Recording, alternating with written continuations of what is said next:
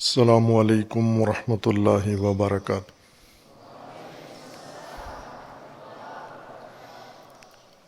اعوذ باللہ من الشیطان الرجیم، بسم اللہ الرحمن الرحیم۔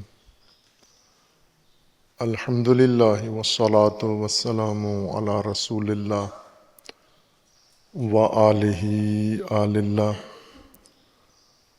واللعنۃ الدائمۃ علی اعدائہم اعداء اللہ من یوم عداوتہم الی یوم لقاء اللہ۔ عباد اللہ اوصیکم ونفسی بتقوی اللہ، اتقوا اللہ فإن خیر الزاد التقوی۔ بندگان خدا، آپ سب کو اور اپنے نفس کو تقوی الہی کی وصیت کرتا ہوں، تقوی الہی کی نصیحت کرتا ہوں، تقوی الہی کی جانب دعوت دیتا ہوں و تاکید کرتا ہوں کہ اپنی زندگی تقوی کے مطابق بسر کریں، تقوی کے زیر سایہ زندگی گزاریں، تقوی کی بنیاد پر نظام زندگی قائم کریں۔ تقوی اللہ تبارک و تعالیٰ کی جانب سے انسانی زندگی کی حفاظت کی تدبیر ہے۔ جس طرح اللہ تبارک و تعالیٰ نے انسانی حیات کی ہدایت کی تدبیر کی ہے، اسی طرح اس کی حفاظت کی بھی تدبیر فرمائی ہے۔ لیکن ہدایت و حفاظت ہر دو اللہ کی طرف سے مقرر ہیں، مدون ہیں، لیکن اس کو اپنی زندگی پر انسان نے نافذ کرنا ہے۔ اس کی تشریح قرآن کریم میں ہدایت و حفاظت یعنی دین و تقوی ہر دو قرآن میں بیان کر دیے ہیں، کھول کے واضح صورت میں، مبین و مبین صورت میں، اور رسول اللہ صلی اللہ علیہ وآلہ وسلم نے اسے نافذ بھی کیا ہے، تبلیغ بھی کیا ہے، اس کی تعلیم و تشریح بھی کی ہے۔ اور اسی طرح ائمہ اہل البیت علیہم السلام نے نظام ہدایت و نظام حفاظت ہر دو کی تبیین، تعلیم بھی فرمائی ہے اور اس کے نفاذ کا بھی طریقہ بیان فرمایا ہے۔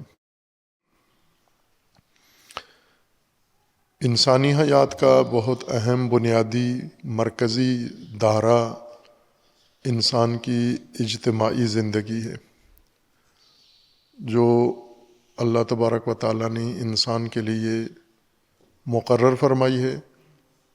اور انسان اگر اللہ کی ہدایت کے مطابق نہ بھی زندگی گزار رہا ہو تو بھی اجتماعی زندگی خود اختیار کر لیتا ہے۔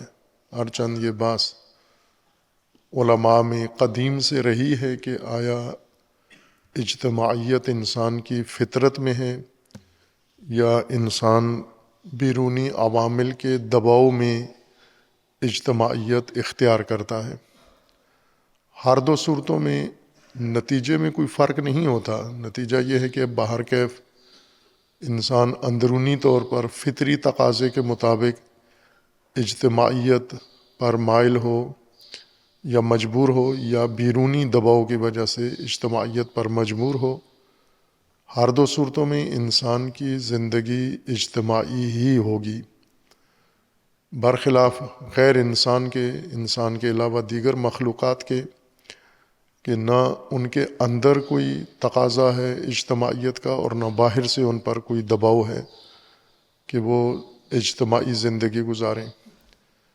اجتماعیت سے مراد اکٹھے رہنا نہیں ہے، سماج تشکیل دینا، معاشرہ تشکیل دینا، سوسائٹی تشکیل دینا اور ایک رابطہ و ترابط قائم کرنا اور اس کے نتیجے میں ایک باہمی زندگی گزارنا۔ جیسے انسانی بدن ہے، انسانی بدن مشتمل ہے اعضاء و جوارح پر، لیکن یہ اعضاء و جوارح آپس میں ایک خاص ترکیب رکھتے ہیں اور الگ الگ ہر عضو اپنی حیات رکھتا ہے، اپنی بقا رکھتا ہے، لیکن زندہ رہنے میں نمو میں یہ بدن کی حیات کا محتاج ہے، اور بدن کی حیات، جسم کی حیات اجتماعی حیات ہے، اس کے اندر عضو کی حیات بھی رکھی گئی ہے اور اس کو جوڑا گیا ہے اجتماعی حیات کے ساتھ۔ مثال بھی رسول اللہ صلی اللہ علیہ وآلہ وسلم نے اجتماعی زندگی کی یہی دی ہے کہ مانند جسد و جسم میں انسان ہے، اور ترکیب بھی اجتماع کی ویسے ہی ہے جیسے انسانی جسم کی ترکیب ہے۔ اس اجتماعیت کو بنیاد قرار دیا گیا ہے حیات کے لیے بھی، ہدایت کے لیے بھی، اور حفاظت کے لیے۔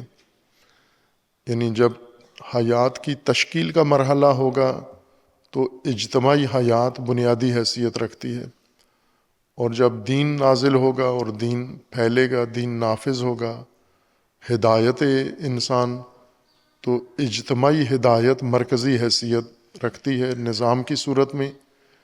اور اسی طرح حفاظت بھی انسانی حیات کی اسی مرکزی دھارے کے ذریعے سے ممکن ہے کہ اگر انسانی سماج، انسانی اجتماع محفوظ ہوگا، اس کے اندر فرد بھی محفوظ ہوگا اور اس حیات کے دیگر شعبے بھی محفوظ ہوں گے۔ اس کو بھی تقویٰ کہا ہے، اور تقویٰ امت ہے۔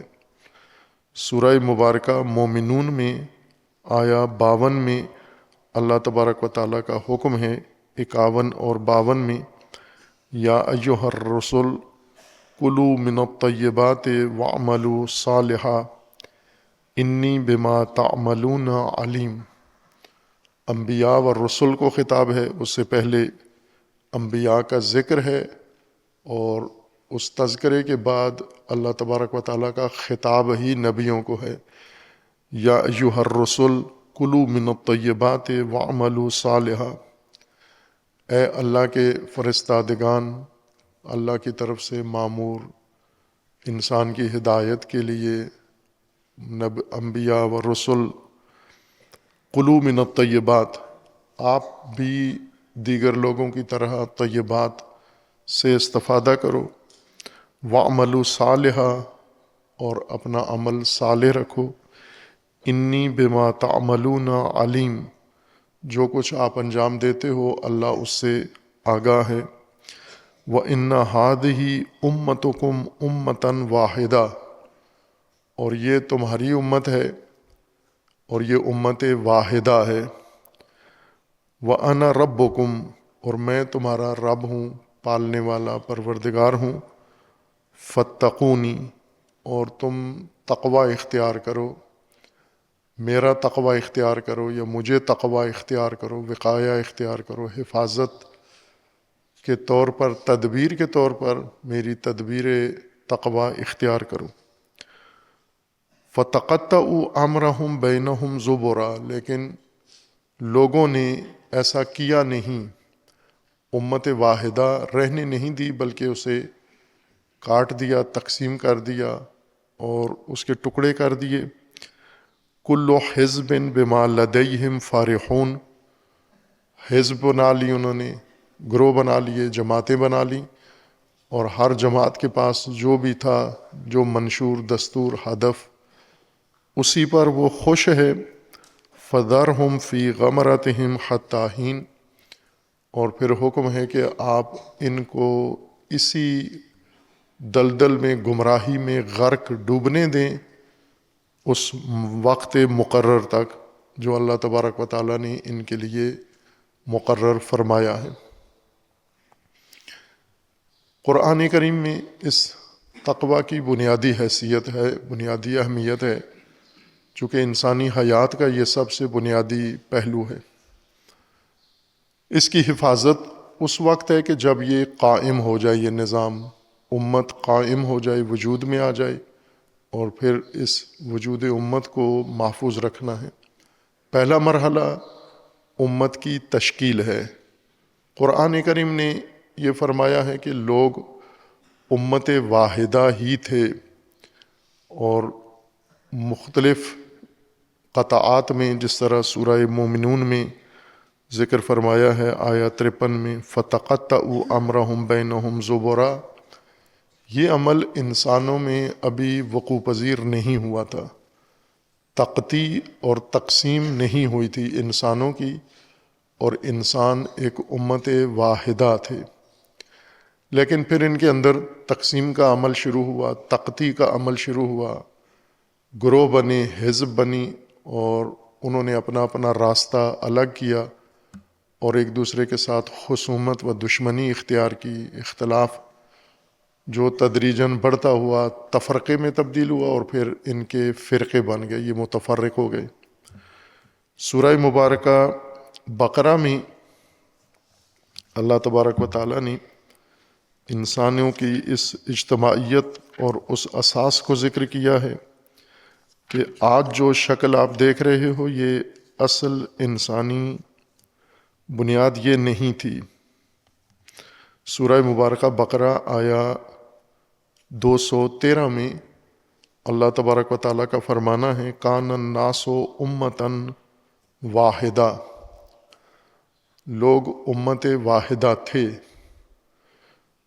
فبعث اللہ النبیین مبشرین و منذرین، تب اللہ تبارک و تعالیٰ نے انبیاء مبعوث فرمائے مبشر و منذر کی حیثیت سے، وَأَنزَلَ مَعَهُمُ الْكِتَابَ بِالْحَقِّ، اور انبیاء کے ہاتھ، انبیاء کے ہمراہ اللہ تبارک و تعالیٰ نے کتاب بھی نازل فرمائی حق کے ساتھ، لِيَحْكُمَ بَيْنَ النَّاسِ فِي مَا اخْتَلَفُوا فِيهِ، تاکہ انبیاء اختلافی موارد میں کتاب کے مطابق حکم کریں، فیصلے کریں، اور جس چیز میں ان کا اختلاف ہوا ہے اس اختلاف کو برطرف کریں۔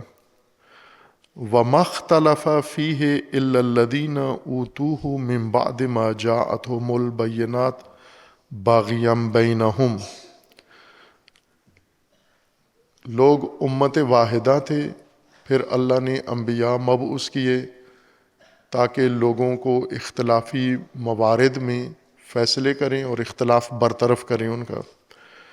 لیکن یہ اختلاف کیا کس نے اور کیوں کیا؟ وَمَا اخْتَلَفَ فِيهِ إِلَّا الَّذِينَ أُوتُوهُ مِن بَعْدِ مَا جَاءَتْهُمُ الْبَيِّنَاتُ بَاغِيًا بَيْنَهُمْ، یہ اختلاف ان لوگوں نے کیا کہ جنہیں کتاب دی گئی تھی، جن کی طرف کتاب بھیجی گئی تھی، نازل کی گئی تھی، لیکن انہوں نے اس کے باوجود، کتاب موجود تھی اور اس کے اندر بینات تھے، واضحات اور روشن تعلیمات تھیں، لیکن پھر بھی انہوں نے اس میں اختلاف کیا، باغیم بینہم، باغین اختلاف کیا، ان کے اندر باغی پیدا ہوئی اور باغی نے ان کے اندر سرایت کیا، جنم لیا، جس کے نتیجے میں انہوں نے بینات اور کتاب کے ہوتے ہوئے اختلاف کیا۔ فَهَدَى اللَّهُ الَّذِينَ آمَنُوا لِمَا اخْتَلَفُوا فِيهِ مِنَ الْحَقِّ بِإِذْنِهِ، اس اختلاف کے بعد اللہ تبارک و تعالیٰ نے انبیاء نازل کیے اور ان میں کتاب نازل کی، اس کتاب میں بھی لوگوں نے اختلاف کیا باوجود بینات کے، لیکن جو مومن تھے انہیں اللہ تبارک و تعالیٰ نے ہدایت کی ہے انہی موارد میں جہاں پر اختلاف تھا، جہاں لوگ الجھے ہوئے تھے، اسی میں اللہ نے مومنین کی ہدایت کر دی۔ واللہ یہدی من یشاء الی صراط مستقیم، اور اللہ جسے چاہتا ہے صراط مستقیم کی ہدایت کر دیتا ہے۔ یہ آیہ کریمہ اسی بنیاد کو ذکر کر رہی ہے کہ لوگ امت واحدہ تھے،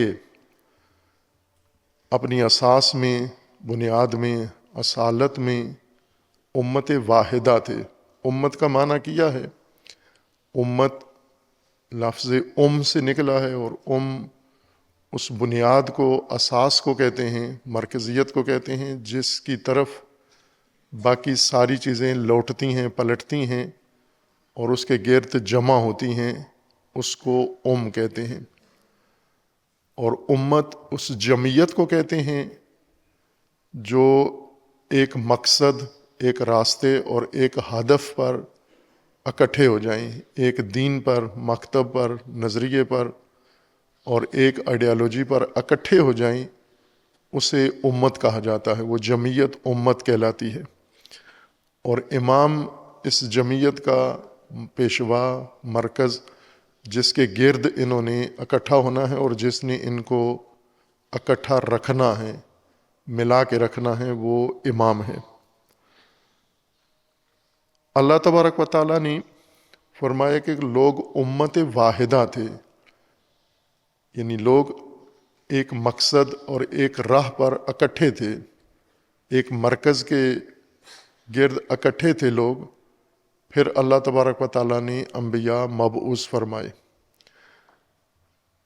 یہاں پر بیچ میں ایک مرحلہ اس آیہ کریمہ میں ذکر نہیں ہوا، بغیر ذکر کیے واضح ہے وہ، اور اس کو آیت کے ذیل میں بیان کر دیا گیا ہے کہ لوگ اکٹھے تھے، امت واحدہ تھے، اور اللہ تبارک و تعالیٰ نے انبیاء مبعوث فرمائے مبشر و منذر بنا کر، تاکہ جن امور میں لوگوں میں اختلاف واقع ہوا ہے ان اختلافی امور میں لوگوں کے درمیان فیصلہ کریں۔ انبیاء کی بعثت کا مقصد امت کی، یعنی انسانیت کی وحدت اور انسانیت کو امت بنانا اور امت کا وجود قائم رکھنا تھا۔ چونکہ لوگ امت تھے، اختلاف ہوا، اس اختلاف کو ختم کرنے کے لیے اور اختلافات میں فیصلہ کرنے کے لیے اللہ تبارک و تعالیٰ نے انبیاء کو مبعوث فرمایا۔ یہ مضمون سورہ یونس میں زیادہ کھول کے یہی مطلب پھر بیان کر دیا گیا ہے۔ وہ حصہ جو سورہ بقرہ میں واضح ہونے کی وجہ سے ذکر نہیں کیا گیا، سورہ یونس میں اسے وضاحت کے ساتھ بیان کر دیا گیا ہے۔ سورہ مبارکہ یونس میں آیا 19 میں اللہ تبارک و تعالیٰ کا فرمان ہے وَمَا كَانَ النَّاسُ إِلَّا أُمَّةً وَاحِدَةً۔ سورہ یونس آیا 19 میں وَمَا كَانَ النَّاسُ إِلَّا أُمَّةً وَاحِدَةً، لوگ امت واحدہ تھے، یا لفظی ترجمے کے مطابق لوگ نہیں تھے مگر امت واحدہ، یعنی ہر دور میں لوگ امت واحدہ ہی تھے، کوئی دور ایسا نہیں گزرا، ما کان نفی کی گئی ہے ایسے دور کی کہ جس میں لوگ امت واحدہ نہ ہوں۔ امت واحدہ تھے، لیکن یہ امت واحدہ میں فاختلفوا، ان میں اختلاف پیدا ہوا۔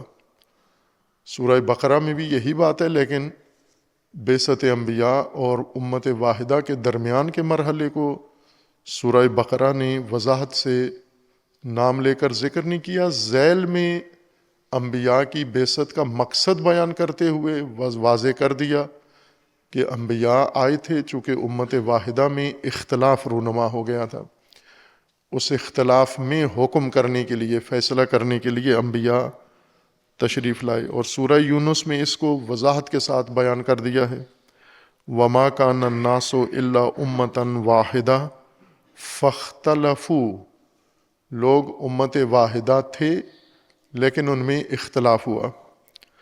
وَلَوْلَا كَلِمَةٌ سَبَقَتْ مِنْ رَبِّكَ لَقُضِيَ بَيْنَهُمْ فِيمَا فِيهِ يَخْتَلِفُونَ، اور پھر یہ فرمایا کہ اللہ کا جو فرمان تھا، اللہ کا کلمہ خدا تھا، اگر یہ نہ ہوتا لَقُضِيَ بَيْنَهُمْ فِيمَا فِيهِ يَخْتَلِفُونَ، تو ان کے درمیان قضاوت بھی کر دی جاتی، فیصلہ بھی کر دیا جاتا ان امور میں جن میں انہوں نے اختلاف کیا ہے۔ لیکن قضاء خدا ایسے نہیں ہیں کہ جو ہی اختلاف ہو وہیں پر فیصلہ بھی کر دیا جائے، یعنی نتیجہ اس کا اختلاف کرنے والوں کا انجام مراد ہے کہ انہیں وہیں پر سزا بھی دے دی جائے۔ قانون خدا یہ ہے کہ اس کو ایک اور مرحلے کے لیے چھوڑ دیا گیا ہے، جو امت شکنی کریں گے، امت میں اختلاف ڈالیں گے، ان کے متعلق فیصلہ بعد میں آئے گا۔ وَيَقُولُونَ لَوْلَا أُنزِلَ عَلَيْهِ آيَةٌ مِّن رَّبِّهِ فَقُلْ إِنَّمَا الْغَيْبُ لِلَّهِ فَانتَظِرُوا إِنِّي مَعَكُم مِّنَ الْمُنتَظِرِينَ۔ یہ دونوں آیات سورہ بقرہ کی آیہ 213 اور سورہ یونس کی آیہ 19 اسی ایک حقیقت کو بیان فرما رہی ہیں کہ لوگ امت واحدہ تھے، ان میں اختلاف پیدا ہوا، اس اختلاف کے بعد اللہ نے انبیاء مبعوث فرمائے مبشر و منذر بنا کر، تاکہ جن امور میں، جن وجوہات سے ان میں اختلاف ہوا ہے، اس اختلاف کو برطرف کر کے انہیں دوبارہ امت واحدہ بنائیں۔ اس آیہ کی روح سے انبیاء کی بعثت کا مقصد تشکیل امت ہے۔ لوگ موجود تھے، اپنے فطری صلاحیتیں لے کر پیدا ہو چکے تھے، زندگی گزار رہے تھے، اور ان میں اختلاف رونما ہوا۔ پہلے امت واحدہ تھے، پھر اختلاف رونما ہوا، اور پھر اللہ نے انبیاء مبعوث فرمائے۔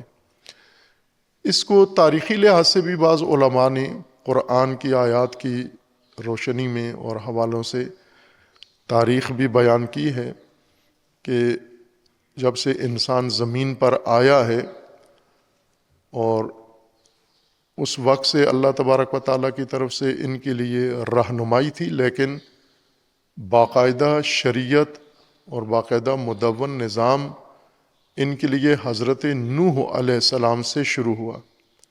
حضرت نوح علیہ السلام پر پہلی شریعت نازل ہوئی، اور اس کا یہ مطلب نہیں کہ پہلے والے جو انسان تھے یا انبیاء تھے حضرت نوح سے پہلے، وہ اللہ کی طرف سے دستور نہیں تھا ان کے پاس، ان پر بھی وحی نازل ہوتی تھی۔ جیسے حضرت آدم کو اللہ تبارک و تعالیٰ نے زمین پہ اتارا اور ساتھ ہی فرما دیا کہ آپ زمین پر جائیں اور پھر ہماری طرف سے آپ کے لیے ہدایت اترے گی، اس کے مطابق آپ نے زندگی گزارنی ہے، اور ایسا ہی ہوا۔ حضرت آدم زمین پر آئے اس صورت میں کہ جیسے رائج معروف تفسیر ہے کہ آدم و حوا دو فرد پہلے پیدا ہوئے، پھر ان میں سے آگے دو افراد میں سے آگے نسل انسانی پھیلی۔ اور دوسری تفسیر جو معروف نہیں ہے، مشہور نہیں ہے، لیکن علماء نے اسے ذکر کیا ہے، اور بعض محقق علماء مفسرین نے اسے ایک احتمال کے طور پر ذکر کیا ہے کہ ممکن ہے یہی ہو، خلقت آدم میں بھی، خلافت آدم میں بھی، اور اسی طرح حبوط زمین میں بھی، کہ یہاں پر آدم سے مراد فرد نہیں بلکہ نوع انسان ہے۔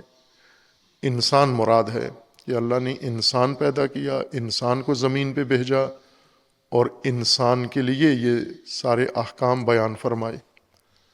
دونوں کے شواہد ہیں کہ آدم فرد تھے اور فرد کو زمین پر اتارا، فرد کی تخلیق ہوئی پہلے، پھر فرد زمین پہ آیا، یا نوع کی تخلیق ہوئی اور اس نوع کو زمین کے اوپر بھیجا، نوع انسان کو، اور اس کے لیے یہ احکام بیان فرمائے۔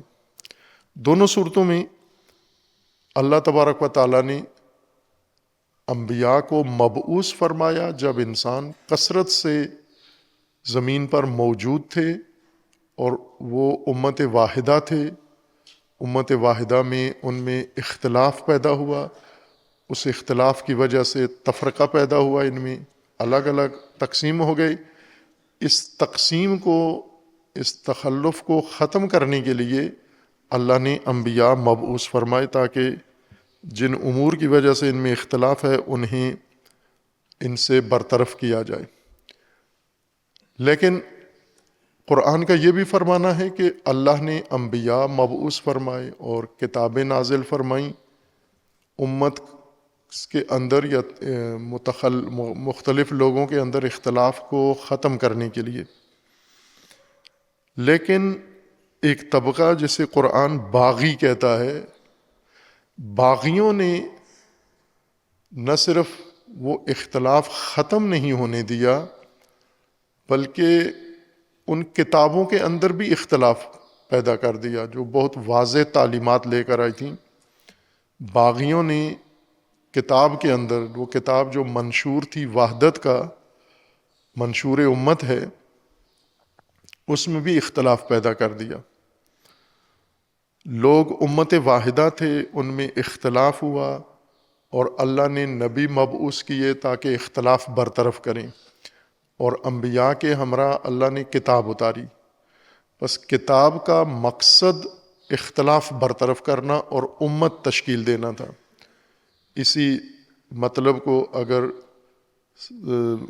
الگ الگ کریں اور ان سے ہم جملے بنائیں، ابھی تو قرآن کے اندر جو آیہ کریمہ ہیں اس کا اسلوب ہدایت کا اسلوب ہے، ہم ہدایت کے اسلوب کو علمی اسلوب میں تبدیل کریں جیسا کہ کرتے ہیں علماء، جیسے احکام شرعیہ جو قرآن کی ہدایت کی زبان میں موجود ہیں، علماء نے، فقہ کے علماء نے ان کو فقہی زبان میں بدل دیا ہے۔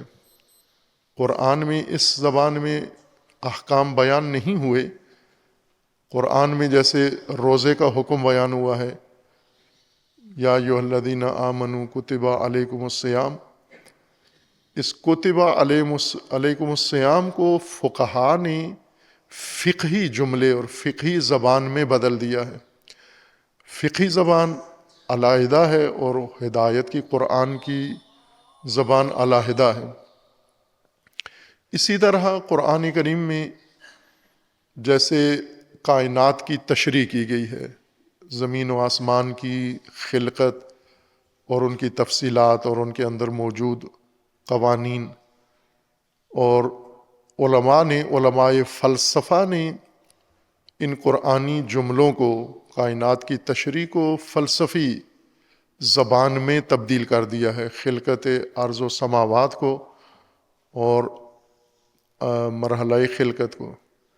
اسی طرح قرآن کریم کی جو ہدایت ہے، ہدایت کی زبان ہے، اس ہدایت کی زبان کو علماء منطق نے علم منطق کے مطابق جملات میں اس کو تبدیل کر دیا ہے، وضاحت کے لیے، تصریح کے لیے۔ چونکہ علوم جیسے ہمارا نصاب ہے کہ ہم پہلے علوم پڑھتے ہیں پھر قرآن کی طرف آتے ہیں، اور علوم نے ان جملات کو یا ان قضایا کو ہمیں واضح کر کے بیان کیا ہے۔ علم منطق نے خصوصاً جو عام بول چال کی گفتگو کا طریقہ انسان کو سکھاتا ہے، علم منطق فطری طور پر سارے انسان بول چال جانتے ہیں، لیکن ہم عموماً بول چال میں غلطی کر جاتے ہیں، مطالب کی ادائیگی میں، جملہ بندی میں، اور ان جملات سے نتیجے لینے میں اشتباہ کرتے ہیں، غلطی کرتے ہیں۔ علم منطق کا کام یہ ہے کہ اس کو صحیح ترتیب بیان کرے کہ آپ عام بول چال میں، روزمرہ کی گفتگو میں، جیسے ایک دکاندار ہے اور گاہک ہے تو یہ آپس کی گفتگو کر رہے ہیں، فلسفہ و منطق کی نہیں، لین دین کی گفتگو کر رہے ہیں۔ راشن ایک بیچ رہا ہے، ایک خرید رہا ہے، ایک کپڑا بیچ رہا ہے، ایک خرید رہا ہے، اور یہی لین دین کی جو گفتگو کر رہے ہیں آپس میں، یہ گفتگو ایک تو کاروباری لحاظ سے ہے جو علم اقتصاد اس کی وضاحت کرتا ہے کہ لین دین کے اصول اور لین دین کے قواعد و ضوابط تجارت کے کیا ہیں، اور جب بھی کوئی ایک فریق اس کے خلاف بات کرتا ہے، طے شدہ تجارتی یا لین دین کے قواعد و ضوابط سے ہٹ کر کوئی گاہک اس سے ہٹ کر بات کرے تو دکاندار فوراً اس کو پکڑ لیتا ہے کہ آپ ضابطے کے خلاف بات کر رہے ہیں، اور دکاندار اگر اس طے شدہ قانون تجارت سے ہٹ کر بات کرے تو گاہک اس کو پکڑ لیتا ہے، چونکہ دونوں کو عرفی طور پر دونوں کو قوانین کا پتہ ہے کہ لین دین کے اور تجارت کے قوانین کیا ہیں۔ لیکن انہی تجارتی گفتگو کو یا لین دین کی گفتگو کو جب یہ ادا کر رہے ہوتے ہیں، بعض اوقات اس کے اندر جو دلیل پیش کر رہا ہے یا موقف کوئی انسان اختیار کرتا ہے اور اپنے موقف کے حق میں دلیل دے رہا ہوتا ہے دکاندار، وہ اسلوب قوانین تجارت نہیں معین کرتے، وہ الگ علم، جیسے اگر دکاندار اور تاجر اور گاہک دونوں اردو میں گفتگو کر رہے ہیں تو یہاں پر اگرچہ تجارتی گفتگو ہے لیکن زبان اردو ہے، اس لیے اردو کے قواعد بھی ملحوظ رکھے جائیں گے، اور اگر کسی جگہ پر اردو قاعدہ زبان میں بول چال میں دکاندار اور گاہک میں غلط استعمال ہوتا ہے تو دوسرا فریق اس کو ٹوکتا ہے کہ آپ زبان کے قواعد کے مطابق یہ اردو میں یہ بات آپ نے صحیح نہیں کی۔ یا پنجابی میں اگر گفتگو کر رہے ہیں تو بھی ایسا ہی ہے، پنجابی کے قواعد و ضوابط گفتگو میں، محاورے میں، مکالمے میں ملحوظ رہتے ہیں، غلطی ہو تو ان غلطی کو پکڑ لیا جاتا ہے کہ یہ آپ جملہ ٹھیک ادا نہیں کر رہے۔ اسی طرح اگر انگریزی میں گفتگو کر رہے ہیں، لین دین کر رہے ہیں آپس میں، تو انگریزی چونکہ ذریعہ ہے ان کی گفتگو کا، تو اس کے قواعد بھی بیچ میں، ہر چند گفتگو تجارتی ہے لیکن زبان انگریزی ہے تو انگریزی کے قاعدے بھی اس میں داخل ہو جاتے ہیں۔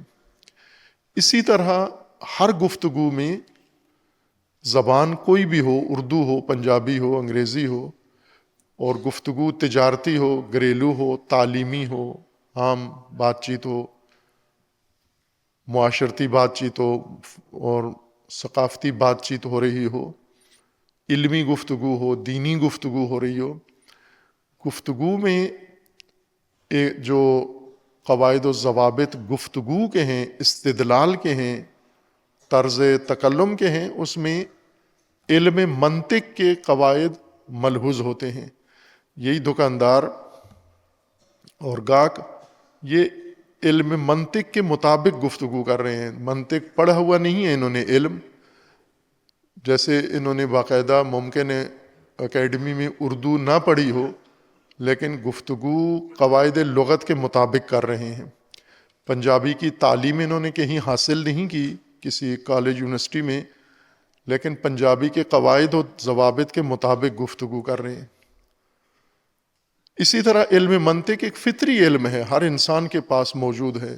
معروف قصہ جو طالب علموں کو پڑھایا جاتا ہے، اساتذہ منطق بتاتے ہیں کہ کتاب منطق کے معروف کتاب منطق کے مصنف میر شریف جرجانی، انہوں نے اپنے بیٹے کو یہ کتاب جو انہوں نے لکھی ہے منطق میں، یہ انہوں نے اس کو تدریس کی، پڑھائی، اور پھر یہ دیکھنے کے لیے کہ اس کو یہ کتاب سمجھ میں آئی ہے یا نہیں، بیٹے کو کہا کہ اب جو دیکھو جا کے لوگ کیا کر رہے ہیں، گلیوں میں جاؤ، بازار میں جاؤ، لوگوں کا مشاہدہ کرو، پھر مجھے آ کے بتاؤ لوگ کیا کر رہے ہیں۔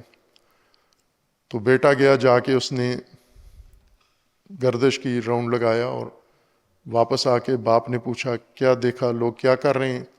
تو ان کا معمول کے کام کر رہے ہیں، آ رہے ہیں، جا رہے ہیں، خرید رہے ہیں، بیچ رہے ہیں۔ تو انہوں نے کہا کہ اس کو کتاب سمجھ میں نہیں آئی، دوبارہ پڑھایا، ایک دورہ اور اس منطق کی کتاب کو پڑھا کر چند مہینے، اور پھر اس کا امتحان لیا۔ امتحان پیپر نہیں بنایا کہ آپ اتنے سوالوں کے جواب دو، بلکہ پھر اسے بھیجا جو دیکھو جا کے لوگ کیا کر رہے ہیں گلی کوچے میں۔ بیٹا گیا پہلے کی طرح، پھر واپس آ کے اس نے بتایا کہ معمول کے مطابق اپنا اپنا کام کر رہے ہیں، کوئی کھیتی باڑی کر رہا ہے، کوئی تجارت کر رہا ہے، کوئی خرید رہا ہے، کوئی بیچ رہا ہے، کوئی آ رہا ہے، جا رہا ہے۔ تو انہوں نے کہا کہ اس کو ابھی بھی کتاب سمجھ میں نہیں آئی، تیسری دفعہ پھر پڑھایا اس کو، اور پڑھا کے پھر اسے بھیجا، اب جا کے دیکھو امتحان پھر ہوا اس کا، 2 دفعہ فیل ہو گیا۔ تیسری دفعہ پھر پڑھا کے پھر بھیجا کہ جو دیکھو لوگ کیا کر رہے ہیں، تو واپس آیا بیٹا بہت بھرہم غصے میں تھا، اور والد کو کہہ رہا تھا کہ آپ نے اتنی عرصہ میرا وقت ضائع کیا ہے، جو آپ نے مجھے 3 دفعہ کتاب پڑھا کے سمجھایا ہے یہ مارکیٹ میں لوگ بغیر پڑھے ہوئے اس کے مطابق عمل کر رہے ہیں. جو میں نے کتاب میں پڑھا ہے وہی یہ دکان پہ بھی وہی گفتگو ہو رہی ہے، اور آنے جانے والے پڑھے لکھے ان پڑھ سارے علم منطق ہی پیش کر رہے ہیں اور بیان کر رہے ہیں. دلیل دیتے ہیں، استدلال کرتے ہیں، مغالطہ کرتے ہیں، شبہہ ظاہر کرتے ہیں، جملہ بناتے ہیں. اور یہی کام آپ نے مجھے، اور اس وقت میر شریف نے کہا کہ اب سمجھ آئیے تجھے علم منطق اب حل ہو گیا، ہضم ہو گیا ہے تجھ سے. یعنی علم منطق ایک روزمرہ انسانوں کا علم ہے جس کے مطابق ہر انسان گفتگو کر رہا ہے. ہر آدمی علم منطق ہی کے تحت چل رہا ہے، لیکن اسے شعور نہیں ہے کہ یہ قواعد منطق ہیں جو میں استعمال کر رہا ہوں. قرآن کریم میں اللہ تبارک و تعالیٰ نے ہدایت کی زبان استعمال کی ہے. اسلوب قرآن علمی نہیں ہے، استدلالی نہیں ہے، ہدایت کا اسلوب ہے، اور ہدایت کا اسلوب علمی اصول سے بالکل الگ ہے. ہم جن کتابوں سے آشنا ہیں وہ اور اسلوب میں ہیں، اور قرآن الگ اسلوب کے ساتھ تدوین ہوا ہے. اور ہم علوم کے لیے تدوین شدہ قواعد کے ذریعے سے قرآن چونکہ سمجھتے ہیں، اس لیے ہمیں دشواری پیش آتی ہے. اور اگر یہ کام ہو کہ منطق قرآن، جو خود قرآن ہی نے وضاحت کی ہے، منطق قرآن سے قرآن کو سمجھ آ جائے، اور منطق ہدایت سے، یہ جو تدوین شدہ منطق ہے یہ عام بول چال کے لیے یا علوم کے لیے ہے. ہدایت کے لیے قرآن نے اپنی منطق خود بیان کی ہے، اسی کے مطابق اس کو سمجھیں، جس سے ہم ابھی آشنا نہیں ہیں.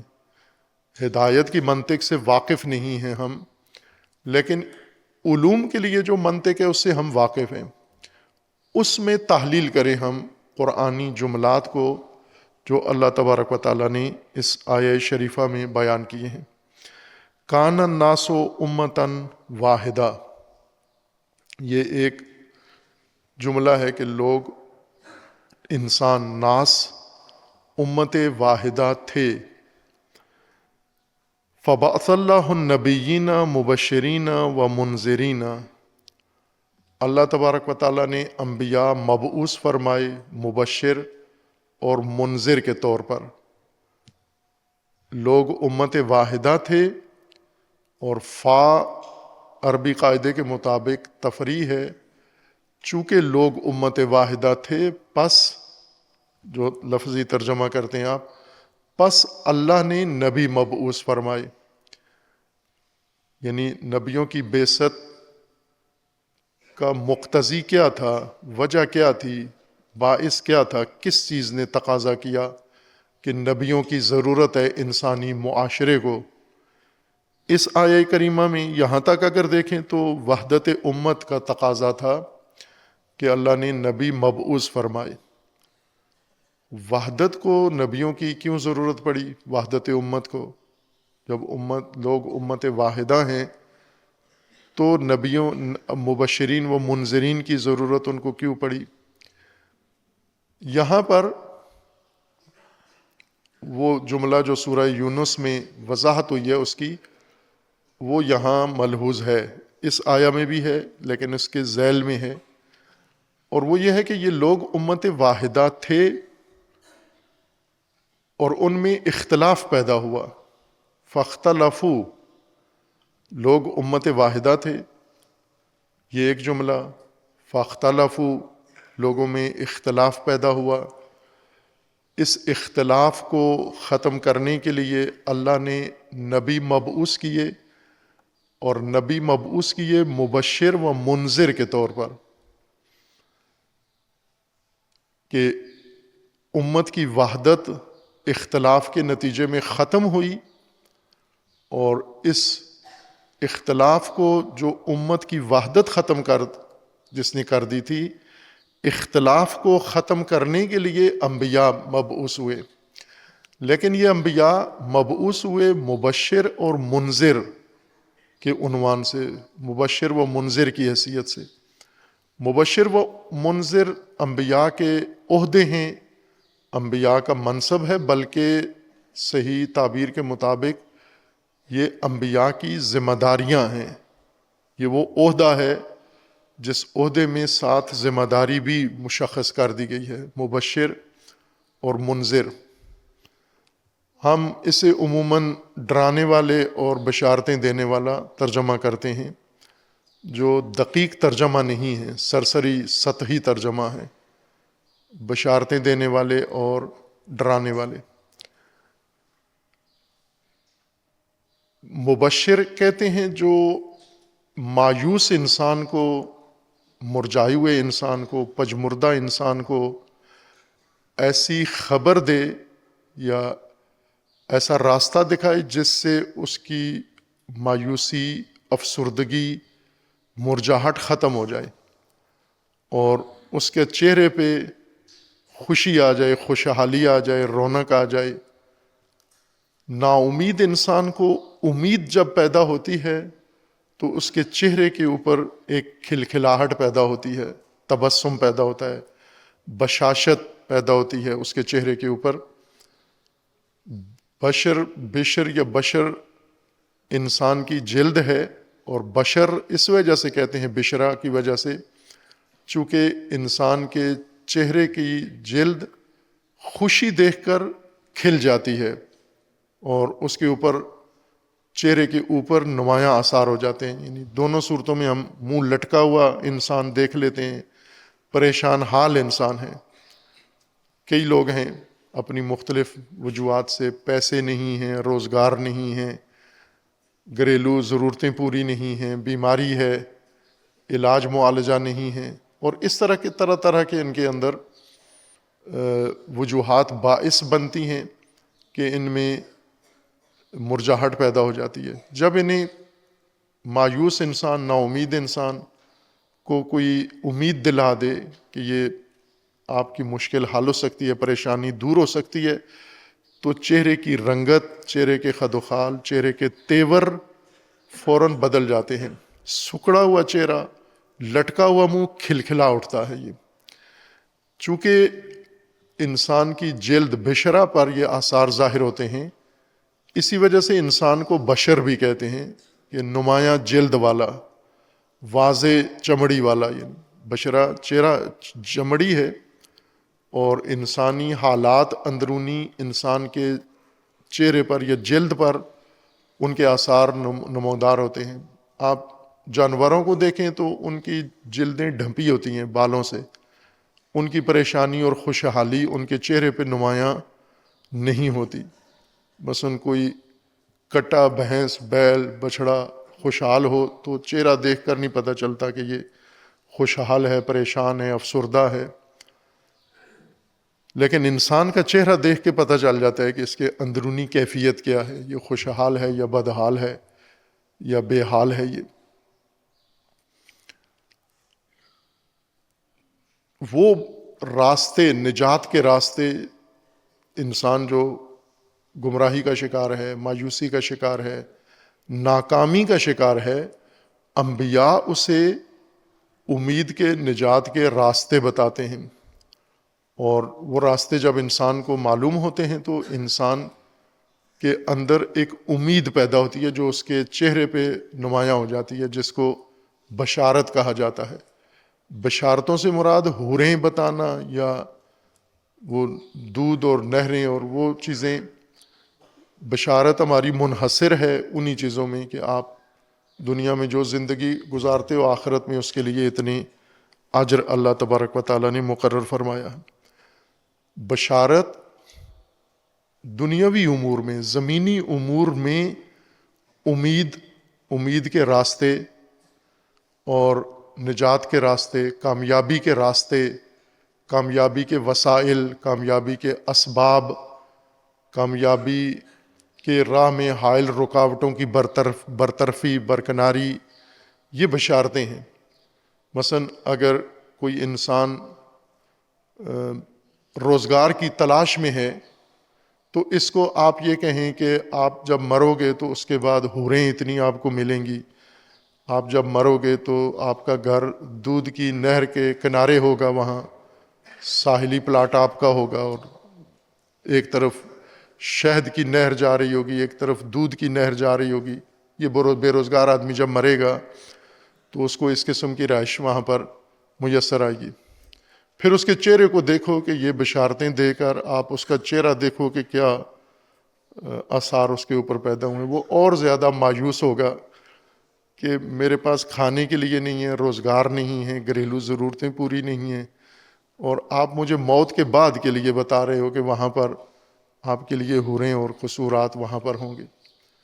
لیکن اگر آپ اسے کہو کہ بھائی آپ بے روزگار ہو، پریشان ہو، جی روزگار چاہیے، ٹھیک ہے کل آ جانا، ہمارے دفتر آ جانا، ہمارے گھر آ جانا، ہم آپ کو روزگار دلائیں گے.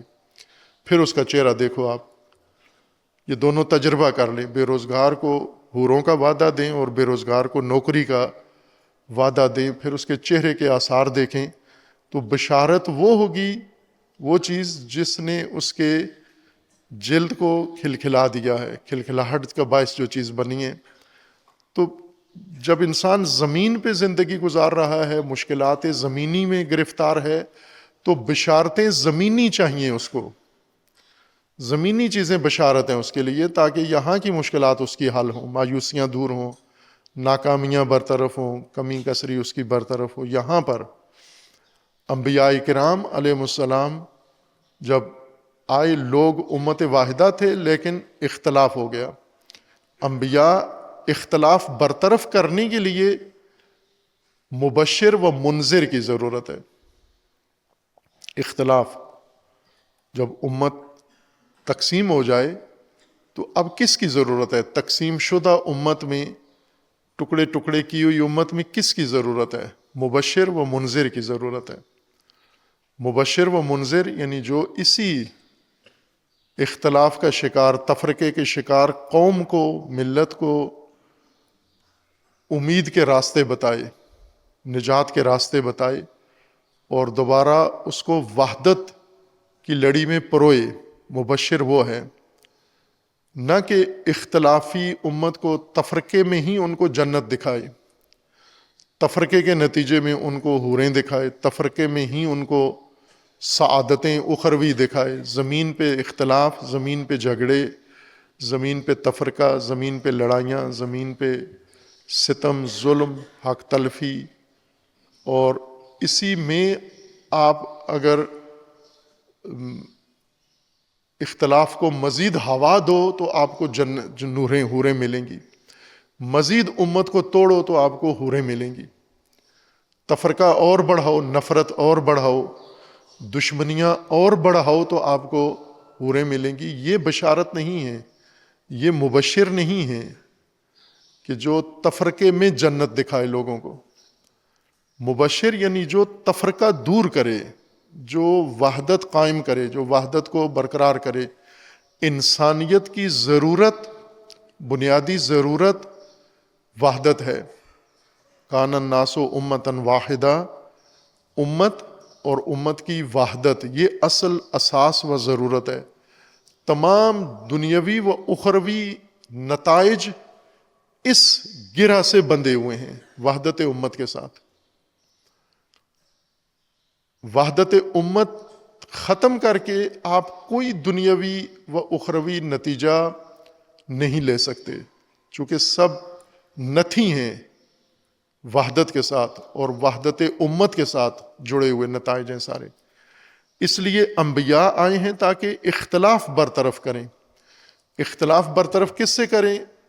ابشار اور انذار کے ذریعے سے. یہ دو وسیلے ہیں، دو طریقے ہیں، روش ہیں، اسلوب ہیں تبلیغ کے، ابشار و انذار. انذار خطرات سے آگاہ کرنا، تفرقے کے خطرات، اختلاف کے خطرات، فرقہ واریت کے خطرات سے آگاہ کرنا، اس کو انذار کہتے ہیں. یہ عربی زبان کا لفظ استعمال ہوتا ہے آگاہی دینے کے لیے، خطرات سے آگاہ کرنے کے لیے. منذر فوج کے اس شخص کو یا دستے کو کہتے ہیں جو اونچی مچان بنا کے بیٹھ جاتے ہیں میدان جنگ میں، اور دشمن کے لشکر پر نظر رکھتے ہیں، اور اپنے لشکر کو دشمن کے حرکات و سکنات سے باخبر رکھتے ہیں، اس شخص کو منذر کہتے ہیں، یعنی جو خطرات دیکھ رہا ہے اور ان خطرات کو اپنے لشکر اور اپنی لشکر کی کمانڈ کو منتقل کر رہا ہے، دشمن کی حرکات و سکنات کو، اس کو منذر، اس شخص کو کہتے ہیں۔ ڈرانے والے کو نہیں کہتے منذر، آگاہی دینے والے کو کہتے ہیں۔ جس قوم کو خطرات نے چاروں طرف سے گھیرا ہوا ہو، تو جو شخص خطرے بھانپ لے اور خطرات بر وقت بھانپ کر اور قوم کو خطرات سے آگاہ کر دے اور خطرات سے نمٹنے کے لیے حفاظتی طریقے بھی بتا دے اور انہیں آمادہ بھی کر دے خطرات کے مقابلے کے لیے، اس کو عربی میں اور قرآن میں منذر کہتے ہیں۔ خطرات میں گھری ہوئی قوم، تفرقے میں غرق قوم، اختلافات کا شکار قوم، اس کو مبشر و منذر کی ضرورت ہے۔ ابشار یعنی اسی قوم کو نجات کی راہیں دکھانا، نجات کی راہوں پر چلانا، اور نجات کا راستہ وہی وحدت ہے۔ وحدت برقرار کرنے والے سارے راستے یہ ابشار ہے، حوریں نہیں ہیں بشارت، چونکہ مشکل حوروں کی نہیں ہے کہ آپ لوگ کنوارے ہیں، اب کنوارے آدمی کو اگر آپ شادی کی نوید دو تو یہ بشارت ہے اس کے لیے، چونکہ اس کی ضرورت ہے یہ اس وقت غیر شادی شدہ آدمی کی۔ لیکن بے روزگار آدمی کو بھی آپ شادی کا وعدہ دو، بھوکے کو بھی شادی کا وعدہ دو، اسی طرح آپ جو بیمار ہے اس کو دوا کی ضرورت ہے، آپ اسے بھی شادی کا وعدہ دو کہ آپ بیمار ہو، تسلی رکھو، عنقریب آپ کی شادی ہو جائے گی۔ وہ بیمار کو دوا دو، بیمار کو طبیب دو، جس طرح کی مشکل ہے اسی طرح کا رائے حل اس کو دو تاکہ اس کے لیے بشارت ثابت ہو۔ اگر رائے حل نہ ہو، وہ بشارت جو کنواروں کے لیے ہے وہ بیماروں کے لیے نہیں ہوتی، ہر ایک کے لیے یہ چیز بشارت نہیں ہے۔ بشارت دنیاوی بشارتیں، انبیاء کرام نہ صرف اخروی بشارتیں بلکہ دنیاوی بشارتوں کے لیے آئے ہیں۔ دنیاوی بشارتیں یعنی دنیاوی رائے حل، دنیاوی سولوشنز اور دنیاوی کامیابیوں کے راستے، دنیاوی وسائل، دنیاوی اسباب، یہ بشارتیں ہیں۔ بشارتیں کون لوگ دے رہے ہیں؟ مثلا اس وقت ہم یہ جو نئی نئی ٹیکنالوجی لوگوں کو بنا کے لوگوں کی مشکلات کو حل کر رہے ہیں، یہ بشارتیں ہیں۔ جو عملی سولوشنز دے رہے ہیں یہ مبشرین ہیں۔ تقریریں کرنے والے وہ نہیں ہیں، چونکہ کوئی رائے حل نہیں دیتے، فقط مست رکھتے ہیں، الجھاتے ہیں اور لوگوں کو ایک طرح سے ذہنی تسکین دے رہے ہوتے ہیں، رائے حل کسی چیز کا نہیں دیتے۔ ابشار رائے حل کو کہتے ہیں کہ رائے حل دو، رائے حل بھی انہی مشکلات کا جو اس وقت موجود ہیں، درپیش ہیں۔ وہ آپ کے پاس روزانہ اپنی معمولات میں، وسائل میں مشکلات پیش آتی ہیں، آپ رجوع کرتے ہو فلاں آدمی کی طرف، بجلی کی مشکل ہے تو بجلی والے کی طرف، الیکٹرانک کی مشکل ہے تو آپ کسی آئی ٹی اسپیشلسٹ کی طرف، کوئی اور کسی مکینیکل مشکل ہے مکینک کی طرف، کوئی ٹیکنیکل مشکل ہے کسی اس ماہر کی طرف رجوع کرتے ہو آپ، وہ آپ کو اس کا رائے حل بتاتا ہے۔ جب بیمار ہو آپ تو ڈاکٹر کی طرف رجوع کرتے ہو، اسپتال کی طرف رجوع کرتے ہو، تو بیمار کے لیے دوا، اسپتال اور ڈاکٹر بشارت ہے، لیکن بیمار کو آپ اور چیزیں بتاؤ کہ آپ بیمار ہو اور آپ کے نام ایک پلاٹ کر دیتے ہیں ہم، یہ تو کوئی بشارت نہیں ہے اس کے لیے۔ کینسر کا مریض ہے اور کسی مہلک بیماری کا شکار ہے تو اس کو پلاٹ سے نجات نہیں ملنی، اس کو دوا سے نجات ملنی ہے۔ جیسی مشکل ہے ویسی اس کو رہنمائی چاہیے، یہ بشارت ہے۔ انذار جن خطرات میں غرق ہو، جن خطرات میں گھرے ہوئے ہو، جن خطرات نے آپ کا محاصرہ کیا ہوا ہے، گھیراؤ کیا ہوا ہے، ان خطرات سے آگاہ کرنا اور ان خطرات سے نکلنے کی تدبیر بھی دینا، یہ انذار ہے۔ انبیاء کرام نہایت مشکل دور میں اور نہایت مشکل کام کے لیے اللہ نے بھیجے ہیں، اور وہ اختلاف و تفرقہ، مایوسی، نا امیدی کے اندر انسان کی رہنمائی کرنا اور خطرات میں گرے ہوئے انسانوں کو خطرات سے آگاہ کر کے نکالنا، بچانا اور انہیں امت واحدہ بنانا، یہ انبیاء کرام علیہ السلام کا مقصد ہے۔ لوگ امت واحدہ تھے، لوگوں میں اختلاف ہوا، اس اختلاف کو برطرف کرنے کے لیے اللہ تبارک و تعالیٰ نے انبیاء مبعوث کیے، انبیاء کو ابشار اور انذار پر مامور کیا، یعنی آگاہی اور اقدام، اس کے اوپر اللہ نے انہیں مامور فرمایا۔ اور پھر وَأَنزَلَ مَعَهُمُ الْكِتَابَ بِالْحَقِّ، اور پھر کتاب منشور بھی ساتھ انبیاء کو دیا۔ تو انبیاء کا مقصد وحدت امت، ابشار کا مقصد وحدت امت، انذار کا مقصد وحدت امت، نزول کتاب کا مقصد وحدت امت۔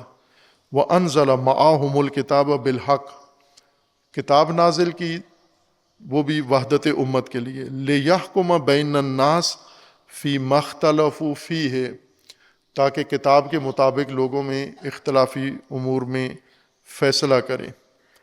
وَمَا اخْتَلَفَ فِيهِ إِلَّا الَّذِينَ أُوتُوهُ مِن بَعْدِ مَا جَاءَتْهُمُ الْبَيِّنَاتُ بَاغِيًا بَيْنَهُمْ، لیکن انبیاء کے کام میں رخنہ ڈالنے والے باغی پیدا ہوئے، جنہوں نے وہ کتاب اور وہ نبی جو اختلاف ختم کر کے وحدت قائم کرنے آئے تھے، اس کتاب میں ہی اختلاف کر دیا باغیوں نے، نبیوں کے کاموں میں دخل اندازی کی، رخنہ اندازی کی، اور جو کتاب فیصلے کرنے آئی تھی، اختلاف ختم کرنے، خود انہی کتابوں میں اختلاف ڈال دیا۔